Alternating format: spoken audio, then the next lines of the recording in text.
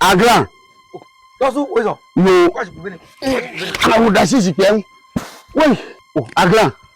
Nga malafia. Na kwa mara ne bane da tuna na mre. Kwa mo ne bane da tuna no. Me pomo adu fi ya ore. Tata mu fi ya. Enye buwi kole kona agbeli. Eten, makani, ablajo, eblie me ka kofi ba. Ime du fi ya kwa ore.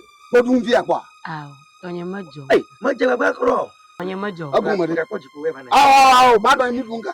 Mama, ji na pa.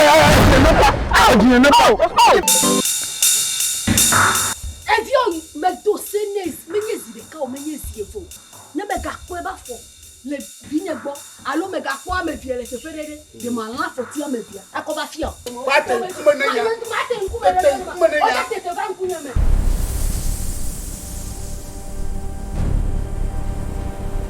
Pia na jagomo cheko na no me ga iji aso o presro nkwa nyai mai anya manya suro wa klondo so wa nkwa nya klondo ye oyin mo totomu mo toro mi o de nyale chaglo gana wa nya suro wa nyama lolo na ko gana ma mo ko bi ona do a mo gbana na tepo na kan to hoju ko di akoje ti na nyale e mo ba de o ma do am bo lo akana ni mo ga ku la koda Ni undungwa wa je na jiko.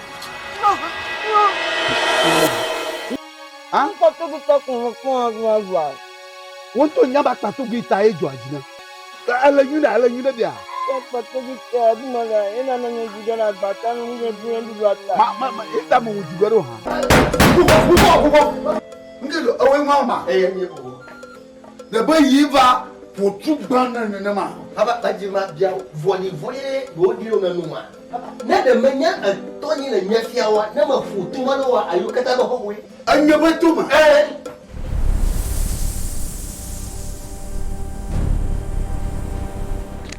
Dia mangda juga polo. Adua. Mangda. Oh, Nukale gajamu. Na dulu kwa, mika kwa, ndu baka tia kwa. Ale de ti gbegble no enkia. E go de je be atere ngo chi mana mare. Mo vieux blochire de je mo. Ama vodi enyo. Ese be nu susu vodi ke dole tamata. Me ni ele etale television jibe. Ne di kokokokwa. mi so ale gbegbe Jatuh apa mis malam baba. Ama ke. Ul mani baba. papa maku mahwa madota ateju Tapi Enyo yo ma beto bia. Ma ni ma chi ha. Ha ba ma ki ba.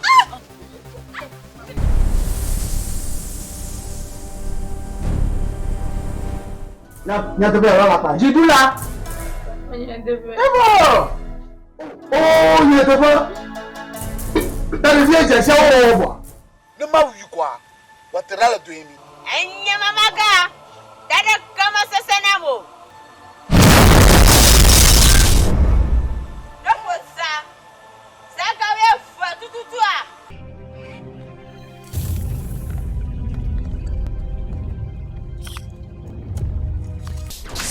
Aje. Amaga, Makpo. Le Yesu Kristo fon kama.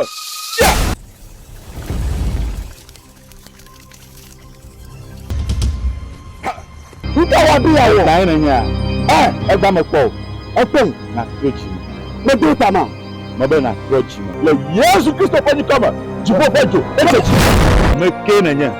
Ko to ki kan ko mo ta ko ki. Enye bi ni bi ko mo vele mo ko mo do.